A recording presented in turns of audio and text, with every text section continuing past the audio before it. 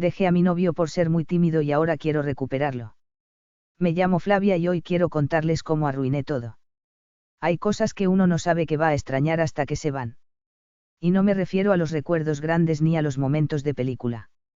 Hablo de lo pequeño, de lo cotidiano, de eso que no sabes que es importante hasta que ya no está. A mí me pasó con el silencio de Daniel. Con su forma de estar ahí sin decir nada, pero haciéndome sentir acompañada igual. Con su manera de mirarme cuando hablaba como si de verdad estuviera escuchando cada palabra, no por obligación, sino porque le importaba. Yo lo dejé, sí, lo dejé por tímido, por callado, por ser exactamente lo que era desde el primer día, y ahora no hay una sola noche en la que no me odio un poco por eso. No sé en qué momento empecé a pensar que su calma era una falta. Que su silencio era ausencia.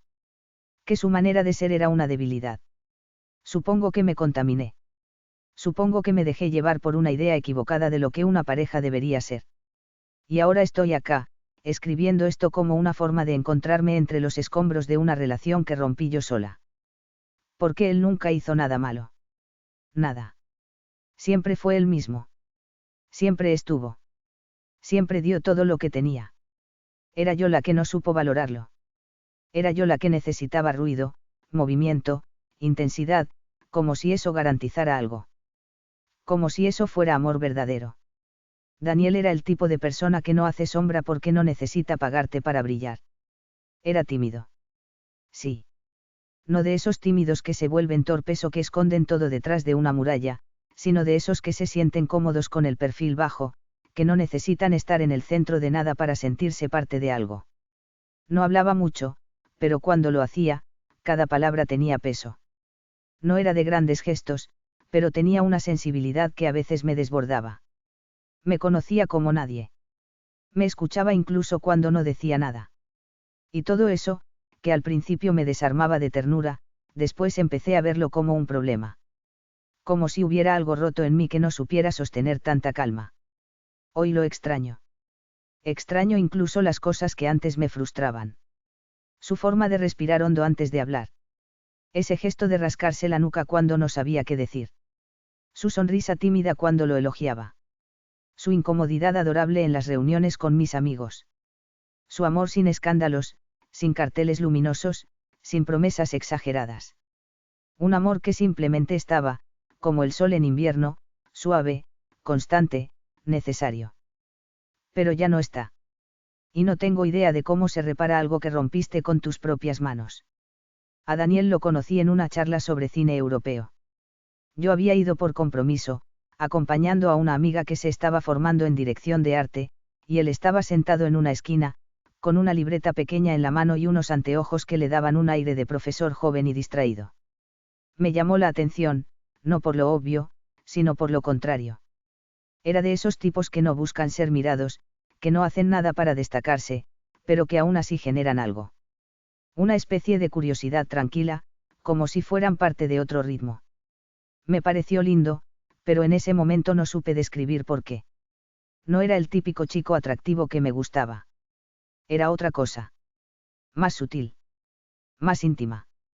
Nos cruzamos cuando terminó la charla, en la salida, mientras esperábamos que pasara el ruido de la calle para poder hablar. Me dijo algo sobre el director de la película que habían mencionado y, aunque apenas lo escuché entre los autos y mi distracción, me quedé con su voz. Era baja, pero segura. Sin apuro. Me dio la impresión de que era alguien que hablaba solo cuando tenía algo que decir. Y eso me gustó. Me sorprendió a mí misma que eso me gustara, porque yo estaba acostumbrada a los tipos que te encaran de frente, que hacen chistes fuertes, que intentan impresionarte con 1000 historias. Daniel no hacía nada de eso. Solo estaba. Y me hizo sentir tranquila. A partir de ahí empezamos a vernos en contextos parecidos. Me lo cruzaba en otras charlas, en cafeterías tranquilas, en ferias de libros usados. Me enteré de que era traductor freelance, que trabajaba desde casa, que le gustaban los idiomas y la historia. Yo, con mi energía volcánica y mi necesidad constante de estar en movimiento, me sentí extrañamente atraída por su mundo más sereno. Era como si su calma me anclara. Nos hicimos pareja de forma natural. Sin declaraciones rimbombantes. Sin que nadie tomara la iniciativa explícitamente. Un día simplemente me di cuenta de que le contaba todo, que pensaba en él cuando me pasaba algo bueno o malo, que quería compartir mi tiempo con él. Y él, en su forma sencilla, me abrió su mundo sin imponer nada.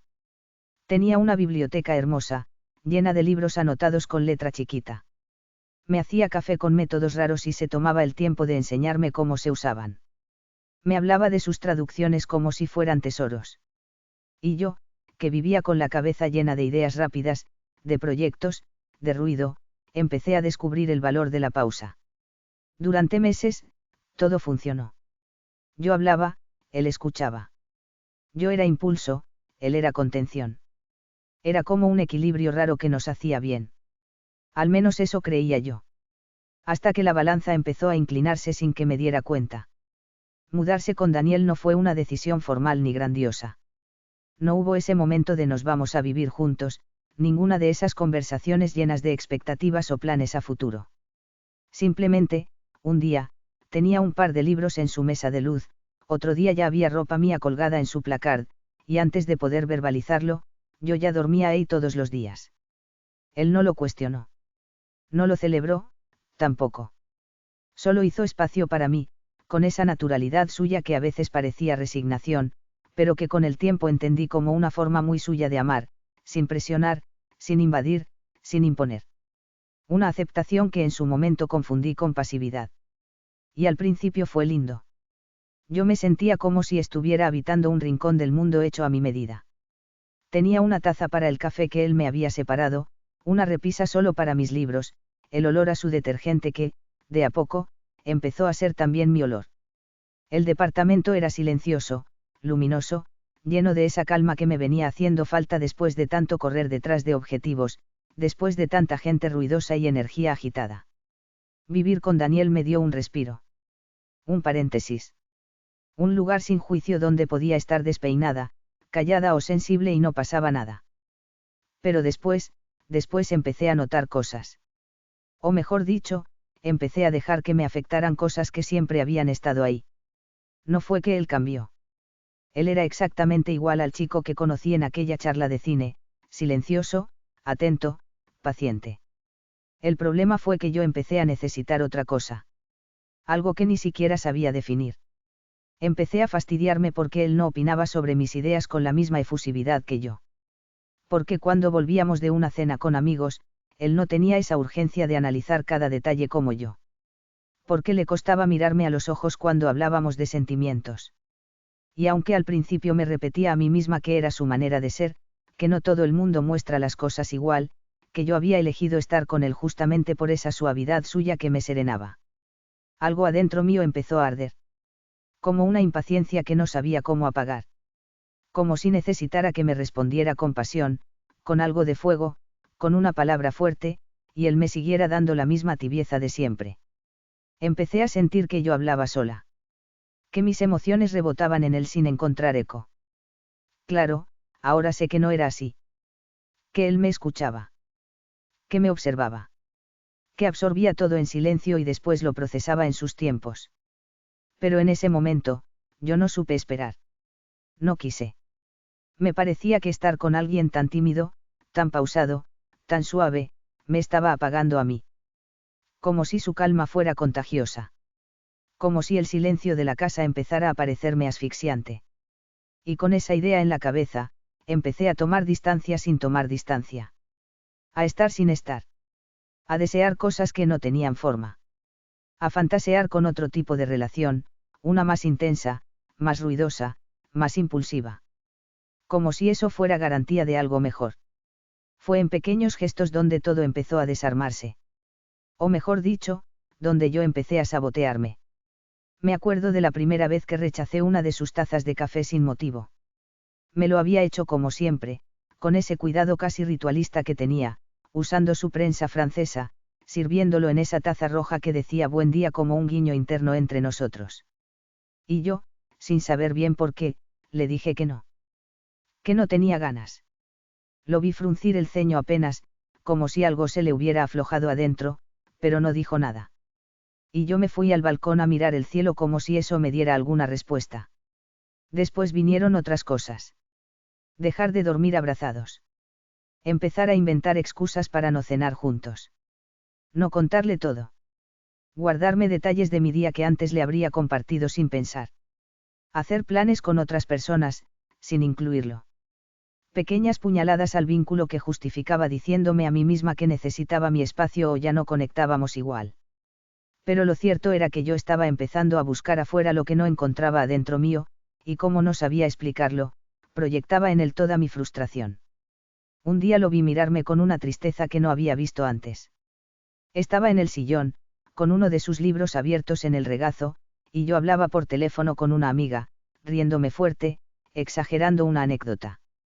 Cuando corté, me miró como si no me reconociera. No me dijo nada. Solo me miró, con esa forma suya de hablar con los ojos, y en esa mirada había una mezcla de cansancio, ternura y resignación que me golpeó más de lo que admití. Pero no hice nada. No fui hacia él. No lo abracé. Solo me encerré en el baño y me lavé la cara, como si eso pudiera limpiarme de la incomodidad que yo misma había sembrado. En ese tiempo empecé a salir más con amigas, a llegar tarde a casa, a no avisar, a responder sus mensajes con monosílabos. Él no reclamaba. Solo me esperaba. Con una lealtad silenciosa que, en vez de hacerme sentir culpable, me enfurecía. Porque era como si no reaccionar le quitara valor a lo que yo hacía. Como si su falta de respuesta no me diera la excusa que necesitaba para enojarme con él y justificar lo que estaba empezando a hacer, mirar a otros. Fantasear con otros. Imaginarme con alguien que no fuera él. Y aún así, seguía volviendo a casa. A su abrazo. A ese lugar tibio que me daba aunque yo ya estuviera con un pie afuera. Nunca supe exactamente en qué momento empecé a perder a Daniel, pero sí recuerdo con una nitidez dolorosa el momento en que me di cuenta de que ya no lo amaba igual. O al menos, eso me decía a mí misma, intentando no enfrentar la culpa. Fue como despertar en una casa que ya no se siente tuya, aunque sigas reconociendo cada rincón. Estás ahí, pero todo lo que te parecía cálido ahora se siente hueco. El mismo olor, la misma taza, la misma persona. Todo igual. Pero vos, por dentro, cambiada. Y entonces, una noche cualquiera, con el cielo apagado y un viento frío que se colaba por la rendija del ventanal, sentí que no podía más. No fue una revelación. Fue una sensación de ahogo. Como si algo adentro mío gritara que necesitaba irme. Que tenía que dejarlo. Que no podía seguir fingiendo que estábamos bien cuando en realidad, hacía semanas que no nos decíamos nada con sustancia. Recuerdo que él estaba leyendo, como casi siempre, con las piernas dobladas en el sillón, la luz cálida del velador iluminándole el rostro. Me acerqué y me senté frente a él. No dije nada al principio. Ni siquiera lo miré. Solo respiré hondo, tratando de no temblar. Y sin dar muchas vueltas, sin una historia trágica ni una excusa rebuscada, le dije que sentía que ya no funcionábamos. Que necesitaba estar sola. Que no era él, que era yo. Las palabras más cliché y cobardes que pude encontrar, pero que en ese momento eran lo único que podía articular sin romperme. Y él, con una serenidad que me partió el alma, solo asintió. No me pidió explicaciones.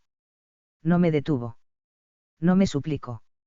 Me miró como si ya supiera que esto iba a pasar. Como si lo hubiera visto venir desde mucho antes que yo. Ese silencio, ese entendimiento mudo, me dolió más que cualquier pelea.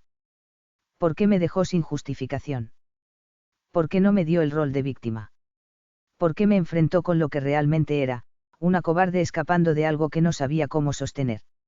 Junté algunas cosas, sin pensarlo demasiado. Algunas prendas, mi cepillo de dientes, un par de libros. No lloré. Él tampoco. Me fui sintiendo un nudo en el pecho, una mezcla de alivio y dolor que todavía hoy no sé cómo describir. Caminé por las calles frías con el alma hecha trizas, repitiéndome que estaba haciendo lo correcto. Que me merecía algo distinto. Que esto era un paso hacia adelante. Pero en el fondo, una vocecita me decía que acababa de cometer un error irreversible. Los primeros días después de irme de su casa fueron extrañamente tranquilos. Silencio. Ningún mensaje. Ninguna llamada. Yo tampoco escribí. Me dije que era lo mejor. Que había que cortar limpio. Que prolongar la comunicación solo iba a ser todo más difícil. Pero en realidad, creo que no me escribía porque no sabía qué decir. Porque había algo en mí que esperaba que él me buscara, que viniera a pedirme que volviera, que me dijera que estaba siendo impulsiva. Y como no lo hizo, tuve que enfrentar el silencio más duro de todos, el de alguien que te deja ir incluso cuando aún te ama. Al principio intenté llenar ese vacío con actividad. Salidas, amigas, trabajo. Cualquier cosa que me mantuviera ocupada. Pero cada vez que volvía a casa sola, me enfrentaba al eco. Al vacío que dejaba su voz, su presencia, su manera de habitar el espacio. Extrañaba su forma de preparar café. Extrañaba su manera torpe de acomodar las cosas en la heladera. Su risa bajita cuando algo realmente lo divertía. Su calor en la cama. Pero más que eso, extrañaba lo que era yo cuando estaba con él. La paz.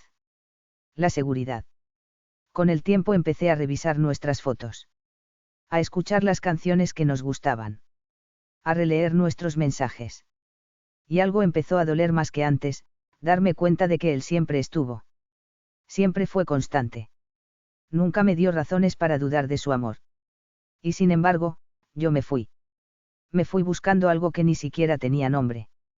Algo que, ahora lo veo, era una falta mía y no suya. Pasaron semanas, luego un mes. Me encontraba mirando su perfil a escondidas. No subía nada. Ni una historia. Ni una foto. Nada que me diera pistas de cómo estaba. Eso me desesperaba. Porque parte de mí quería que estuviera triste, roto, que me extrañara. Pero otra parte tenía miedo de que hubiera seguido con su vida. Que ya no pensara en mí. Que se estuviera reconstruyendo sin mí. Y eso me dolía más de lo que estaba dispuesta a admitir. Llegué a escribirle varias veces. Empezaba con un hola y después lo borraba. A veces escribía largos párrafos que nunca envié. Me decía que era demasiado pronto. Que tenía que darle espacio. Pero en realidad, yo también necesitaba ese tiempo para digerir lo que había hecho. Para aceptar que me había ido sin darle oportunidad de arreglar nada.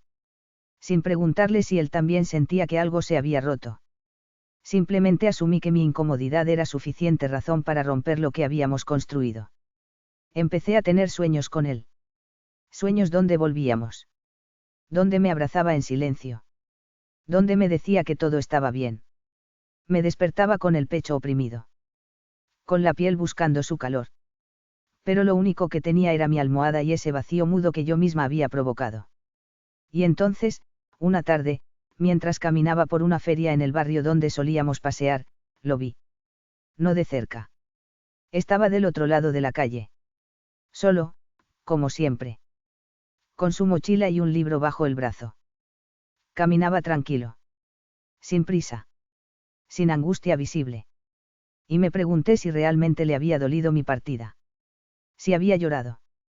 Si todavía pensaba en mí. Me escondí detrás de un puesto de ropa usada, como si fuera una adolescente. Me sentí ridícula. Cobarde. Estaba ahí, tan cerca, pero incapaz de acercarme.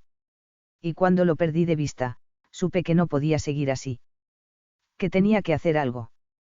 Que no podía quedarme atrapada en el arrepentimiento sin actuar. Y ahí, por primera vez desde que lo dejé, pensé en pedirle perdón. No para que volviera conmigo. No para arreglar todo. Solo para que supiera que lo valoraba. Que lo había amado. Y que si lo perdía para siempre, al menos él supiera que yo sabía lo que valía. No sabía por dónde empezar. Pensé en escribirle, en buscarlo en alguna de las librerías que solía frecuentar, en mandarle un mensaje neutral. Finalmente, opté por lo que me pareció menos invasivo, un correo. Había algo casi íntimo en eso. Algo antiguo. Como si el tiempo entre nosotros mereciera una forma de comunicación más reflexiva. Me senté frente a la computadora, abrí la casilla y me quedé mirando el cursor parpadeando. Lo primero que escribí fue Daniel. Solo su nombre. Tardé más de 10 minutos en pasar de esa palabra. Porque decir algo después de eso implicaba abrir una herida. Cuando terminé de escribir, no sentí alivio. Sentí vergüenza. No por lo que decía, sino porque entendía que había llegado demasiado tarde. Le hablaba de lo que habíamos tenido. De mi confusión. De cómo me había perdido a mí misma dentro de una idea equivocada de lo que era el amor. Le pedía perdón, no por haberme ido, sino por haberlo hecho sin permitirle defenderse. Por haberlo silenciado. Por haberle quitado la oportunidad de pelear por nosotros. Y terminé el correo sin pedirle nada. Ni explicaciones, ni respuestas, ni una segunda oportunidad. Solo quería que supiera que lo había valorado. Que lo extrañaba. Que no había dejado de pensar en él. Lo envié con el corazón latiendo en la garganta. No pude dormir esa noche. Tardó 3 días en responder. 3 días en los que abría compulsivamente mi casilla de correo cada media hora. En los que me encontraba imaginando todas las posibilidades. Una respuesta cruel. Una indiferente. Una que no llegara nunca. Pero cuando apareció su nombre en mi bandeja de entrada, me quedé paralizada. Leí el mensaje más de una vez antes de procesarlo. Era breve. Sobrio. Impecable. No había rencor en sus palabras. Solo una distancia nueva, una que no había conocido antes. Me agradecía el mensaje. Me decía que también había pensado mucho en nosotros. Que había pasado por distintos momentos, tristeza, enojo, resignación. Que su vida había cambiado. Que estaba mejor. Que se sentía en paz. Y después, sin adornos, sin doble sentido, me dijo que me perdonaba. Así, sin vueltas. Que no guardaba rencor. Que entendía que a veces uno necesita alejarse para ver las cosas con claridad. Pero que ya no veía un camino para nosotros como pareja. Que había aprendido a vivir sin mí. Que me deseaba lo mejor, de verdad, pero que él no quería volver atrás. No lloré. Me quedé sentada frente a la pantalla sintiendo algo extraño. No era exactamente dolor. Era como si me arrancaran una esperanza que ya sabía muerta pero me empeñaba en regar. No me enojé con él. No tenía con qué. Había sido generoso. Claro. Amable incluso. Pero no dejó puertas abiertas. No me dio ninguna pista, ninguna zona gris a la que aferrarme. Y tal vez eso era lo que más dolía, que lo hubiera hecho bien. Que no me dejara un espacio para seguir esperando. Que me hubiera perdonado sin reservas pero también sin nostalgia. Ese día salí a caminar por la ciudad sin rumbo. Miraba a la gente pasar y me preguntaba cómo hacía el resto para seguir adelante después de perder a alguien así. No a alguien que te traicionó o que te hirió. Alguien que fue bueno. Que fue honesto. Que te amó de forma tranquila, sin estridencias, y al que vos no supiste cuidar. Me di cuenta de que el arrepentimiento no siempre viene acompañado de segundas oportunidades. A veces solo sirve para ponerle nombre al dolor. Para aprender a vivir con eso.